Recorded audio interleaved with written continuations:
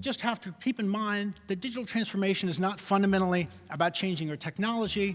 It's really about strategy, about leadership, and about new ways of thinking.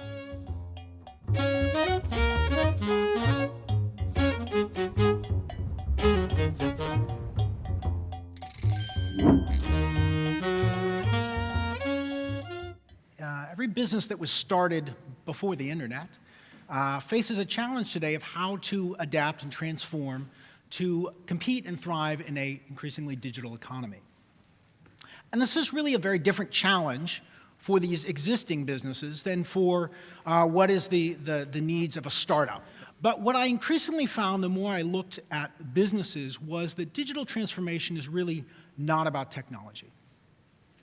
It's actually much more about changing, not upgrading your IT, so to speak, but upgrading your strategic thinking, changing your thinking and your way of leadership. Today, digital technologies are transforming every aspect of business for us. And so I really think we have to rethink and reassess our assumptions and our fundamental ways of thinking about really 5 broad domains of business. We have to change and look back at how we think about customers, how we think about competition, how we think about data and innovation, and value. What is our value to the market? When we think about customers, there's been a broad shift, and we've seen it in some of the companies this morning, thinking about customers in a very different relationship. And I talked about this in my last book, The Network is Your Customer, how we've shifted from a mass market model where value was created through economies of scale, communication and innovation was broadcast, it was a one-way direction to the customer, and influence and brands were really created by the firm. And now, of course, we've moved to a world where it is much better understood if we see our customers as a dynamic network, which we are participating in. We heard Daniel this morning talking about Kind. Last year, we had Aparna Mukherjee, president of Pepsi Snacks, talking about their brands like Doritos.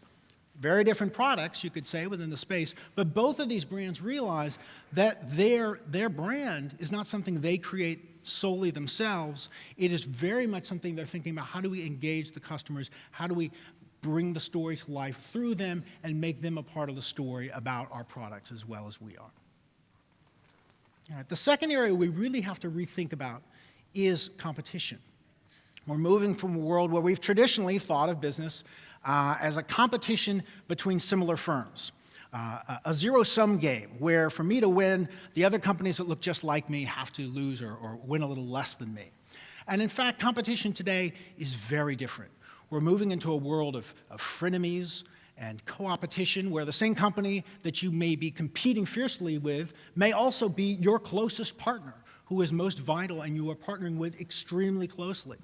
We're looking at a world where asymmetric competition means that you are not just competing with companies who look like you, but with companies who look completely different than you, have a completely different business model, but are solving the same problem for your customers. So if you think of a big global firm like Hilton Hotels, right? You would traditionally say, who's their competition? Well, it would be folks like this. Intercontinental Hotel Groups, Accor, Marriott, similar product lines, right? They have similar sub-brands of hotels with different levels of accommodation, similar price points, very similar business model and structure, assets, costs, et cetera. Today, they have a very different kind of competitor as well, right? Airbnb, started by 3 college grads, had a little free time on their hands. They were actually trying to solve a problem of their own, just like Daniel talked about. They first were trying to figure out how to rent out their own apartment to make a little money, and then they wound up creating a platform for other people with the same need. And what's happened with the story of Airbnb is a story of incredible, phenomenal growth because they've been based on a platform model. They're bringing together people who have a space that they're looking to rent out and people who are looking for a different kind of travel experience than a traditional hotel experience. And as a result, they've been able to grow at a phenomenal rate. They have over 1 million listings from somebody's mattress or corner bedroom in their New York apartment to a castle in Scotland. But they've been able to grow with 40 million guest stays per year reached with only a few hundred employees, right? Because they don't own hotels. They don't hire staff who take care of the residences, right? With the recent valuations, they're not a public company at this point, but they're being valued by investors at the same level as a Hilton and a Marriott. In fact, from my research in the book, what I've seen is the fastest growing companies today are platform companies. 8 of the 10 most valuable companies in the world that were started since the World Wide Web all have a platform model very central, if not entirely, at the heart of the company.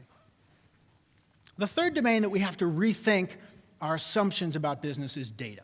We're moving very rapidly from data being long an important part of business, but something that was really focused on operations. How do we manage and improve the operations of our business so that we can gain better insights and better margins, et cetera? Instead, data is actually becoming a source of value creation.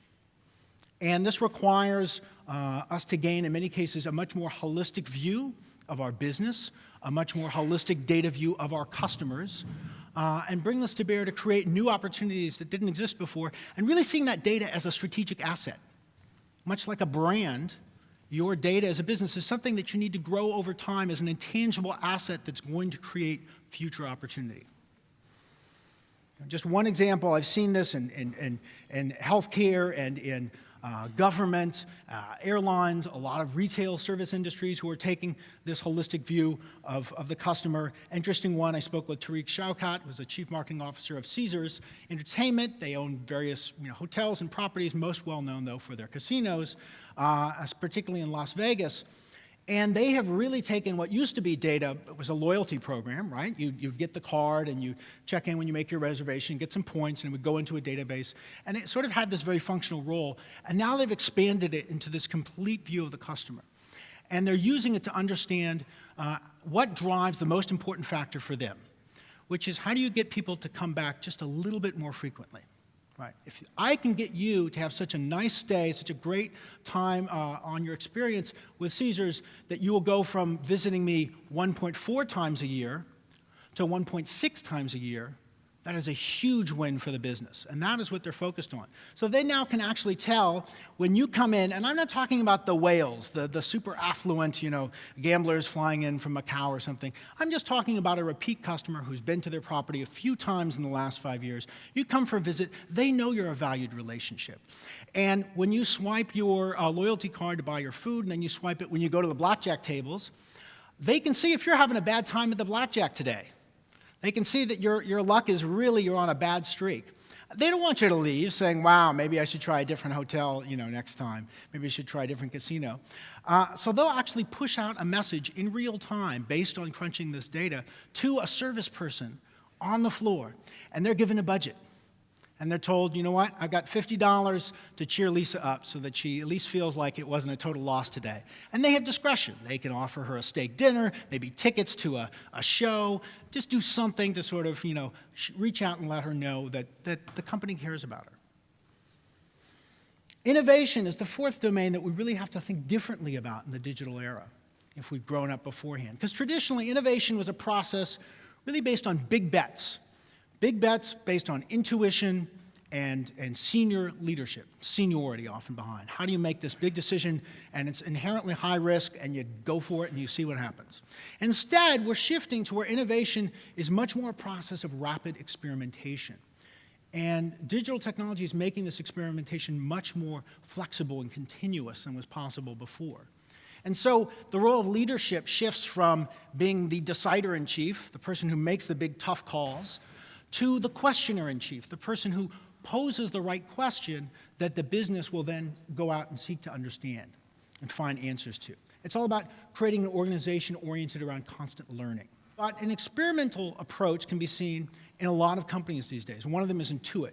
And we had this story from Karen Hansen. She shared it here at the BRITE conference. She talked about Deepa Bachu leading their team, their emerging market team in India. And they were trying to focus on a very specific challenge. This was that question, right? That magic focusing question. How can we help Indian farmers, because Intuit serves small businesses with financial products, and the small businesses of India are predominantly farmers. How can we help these Indian farmers and raise their income 10%, right? That's the question we're going to focus in on. And so they sent the team and they did a lot of investigating of how the market worked. And what they found is you have a lot of small farmers who are growing perishable products, and they take it to a market, but it's difficult for them to get to a market. By the time they get there, they meet with an agent, a buyer called a Mandi agent, and there was absolutely no transparency. you'd meet one-on-one and the agent would give you a price, but they would literally cover their hand with a cloth while they're speaking to you so that none of the other farmers could see what they were offering you for your products, right? And they very often did not even have the time and the resources to go to multiple markets because of the difficulties of travel. And so you wouldn't know if you were really getting the best price for your product. So there was incredible lack of transparency. They said, there's got to be some ways we can improve this. So what they said was, here's our question. What are some possible answers? And they came up with multiple ideas. They thought one idea was, well, what about something like an eBay, right? A buyer-seller auction, that's a great model for getting people to match up more efficiently within a market. But when they tested this in theory with a prototype, what they found was it wouldn't work. The buyers were not willing to offer a price until they actually saw the product. They said, well, it depends on the condition and the quality of the produce. So this was not the right approach. Then they tried, well, could we do a system that improves supply-side crop information? That doesn't require the buyers at all. We'll have the farmers share information about what they're growing and when and where, and so you can understand what might be most in demand, what time of year. And they tried that, and they presented the idea to the farmers, and they really discovered the farmers weren't sure how to act upon the information. They said, this is interesting, but I'm not sure I'm going to change my decisions. So I said, all right, so that's probably not going to be the right approach. Then they had the third idea was, what about a text message-based system to match up buyers and sellers? So literally, you would send in a message saying, here's what I'm looking to sell right now, and other people would send in messages saying, here's what we're looking to buy today, and a matching algorithm would figure out, it doesn't know the exact price, but what's likely the best market for you to go to, where there seems to be a track record, other people are getting good prices, et cetera. And maybe that would be more efficient. Of course, there were assumptions in here. Could people even read the messages? Many of the farmers were illiterate. They did not build a huge system. They did not build the algorithm. Right? They had one guy sitting in an office with a whole bunch of cell phones and reams of paper, taking down orders and comments and texting people back manually, just to test the concept. And what they found was that it seemed to work. Right? They actually got the buyers to use the system. They got the farmers to use it. Everyone was happier with what they were finding. And so they moved forward with it. They actually found, by the time they had 1 million customers up on the platform, that there was a 20% increase in the income. Right? This comes from a very different approach. Now, the key takeaway that Karin shared about this is that when you take an experiment-driven approach to innovation, you don't magically become smarter. Your ideas do not get better. The rate of your ideas failing is still the same, but they fail earlier. They fail much earlier in the process. You learn much earlier, and so the cost of that learning is much less. And so you're able to actually, for the same amount of money, test and develop and explore many more innovative ideas and figure out which ones are really going to open the door to opportunity. Now, the last domain I want to talk about is value. And the shift from thinking about your value proposition as something static that's defined by your industry to something that is dynamic. From something that you defend with barriers to entry to something that you're looking to and expecting to continuously adapt and evolve based on the needs of the market. Where you see all this change in technology not as through the lens of how does this affect or challenge my current business, but through the lens of how does this open up the opportunities for my next business, for my next aspect and stage of my enterprise. The Metropolitan Museum of Art is a great example of an organization that's thinking this way. They've been around 164 years, and they're really starting to rethink what is the role of a museum in the digital age, right? How does all this technology and the way we use it, all these digital behaviors, how does it change the role that aesthetics and culture and history have in our lives and the way that we can relate to them? And so they did a very smart thing.